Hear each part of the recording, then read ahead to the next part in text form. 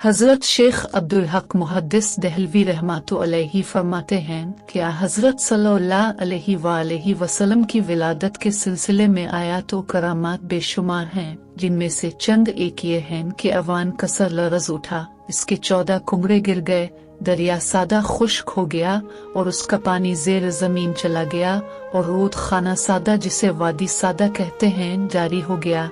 हालांकि इससे कब्ल उसे मुनक्ता हुए 1000 साल का अरसा गुजर चुका था। फारसियों का इश्क बुझ गया जो 1000 साल से गर्म था। हुजूर नबी करीम सल्लल्लाहु अलैहि वसल्लम जब पैदा हुए तो अल्लाह ताला ने आपको पाकीज़ा बदन और तेज बो कस्तूरी की तरह खुशबूदार, चेहरा नूरानी, आंखें सुरमगी दोनों शानों के दरमियान मोहरा नबुव्वत दरख्शां पैदा फरमाया।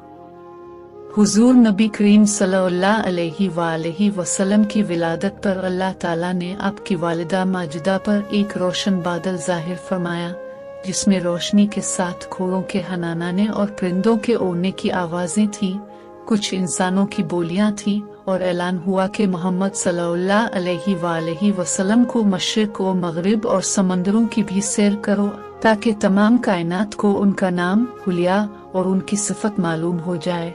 उनको तमाम जानदार मखलूक यानी जिन्नो अनस, मलाइका और चरंदों परिंदों के सामने पेश करो, और तमाम अंबाई किराम हमजा के अखलाक हसना से मुज़य्यन करो। और उसके बाद वो बादल छुट गए, सितारे करीब आ गए, और मनादी ने ऐलान किया कि वाह क्या खूब, मोहम्मद सल्लल्लाहु अलैहि वसल्लम को तमाम दुनिया पर कब्जा दे दिया, और कायनात आलम की कोई चीज बाकी नहीं रही जो उनके कब्जा इक़्तिदार और गलबा इताअत में न हो। फिर 3 शख्स नजर आए, एक के हाथ में चांदी का लूटा, दूसरे के हाथ में सब्ज़ ज़मरुद का तश्त, तयस्सुर बड़िए के हाथ में एक चमकदार अंगूठी थी। अंगूठी को 7 मरतबा धोकर हुजूर अकरम के दोनों शानों के दरमियान मेहर नबुव्वत लगा दी। फिर आपको रेशमी कपड़े में लपेटकर आपकी वालिदा माजिदा के सुपुर्द कर दिया गया।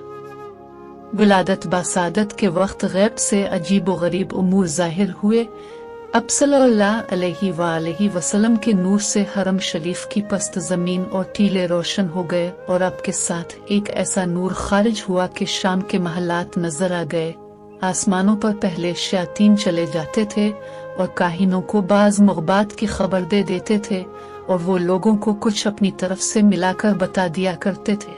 लेकिन हुजूर अकरम सल्लल्लाहु अलैहि वसल्लम की आमद से आसमानों में उनका आना जाना बंद हो गया, और आसमानों की हिफाजत शहाब साकिब के जिम्मे कर दी गई। इस तरह वही और गैर वही में गलत मलत हो जाने का अंदेशा जाता रहा।